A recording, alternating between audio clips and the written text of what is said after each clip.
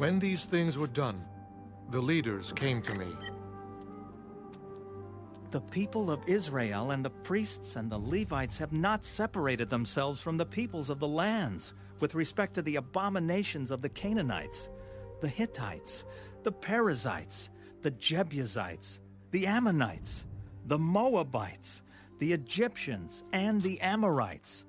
For they have taken some of their daughters as wives for themselves and their sons, so that the holy seed is mixed with the peoples of those lands. Indeed, the hand of the leaders and rulers has been foremost in this trespass. So when I heard this thing, I tore my garment and my robe, and plucked out some of the hair of my head and beard, and sat down astonished. Then everyone who trembled at the words of the God of Israel assembled to me, because of the transgression of those who had been carried away captive. And I sat astonished until the evening sacrifice. At the evening sacrifice, I arose from my fasting, and having torn my garment and my robe, I fell on my knees and spread out my hands to the Lord my God, and I said, "Oh my God, I am too ashamed and humiliated to lift up my face to you, my God. For our iniquities have risen higher than our heads, and our guilt has grown up to the heavens. Since the days of our fathers to this day, we have been very guilty.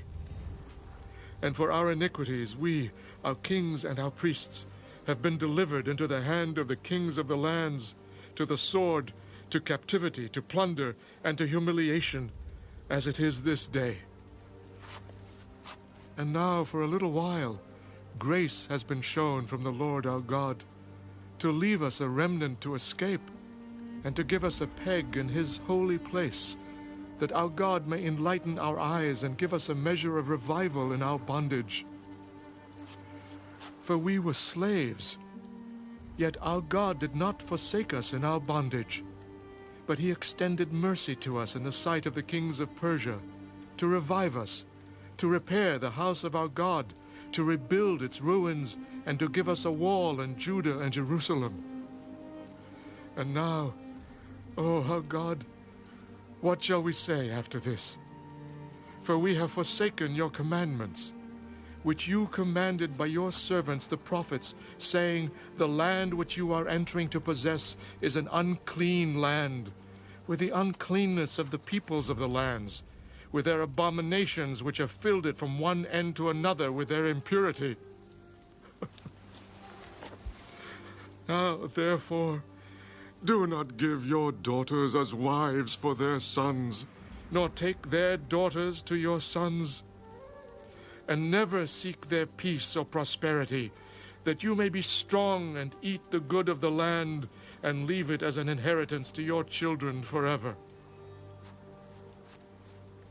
And after all that has come upon us for our evil deeds and for our great guilt, since you, our God, have punished us less than our iniquities deserve, and have given us such deliverance as this, should we again break your commandments and join in marriage with a people committing these abominations? Would you not be angry with us until you had consumed us, so that there would be no remnant or survivor? O Lord God of Israel, you are righteous, for we are left as a remnant, as it is this day. Here we are before you, in our guilt, though no one can stand before you because of this.